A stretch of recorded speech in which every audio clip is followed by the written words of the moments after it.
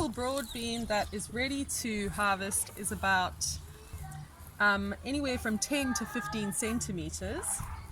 So I would say that he's about ready to harvest, and the best way to harvest, if we zoom straight in over here to where the bean meets the plant, the best way to harvest them is to give them a little twist.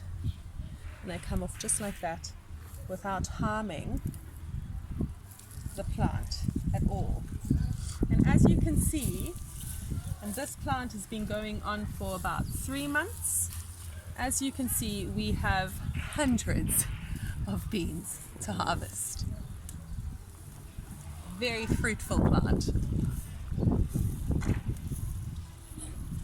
We're going to be putting all of our beans into this bucket. Here's one of the more mature ones. But you also don't want them to get too big and too mature, because then they're quite starchy and not as sweet. And if we break one open, which I did earlier just to have a little nibble, a bean typically, you'll see the inside has got a nice little fuzzy texture over there. A bean typically, oops, looks like that. And they are super delicious, just like this.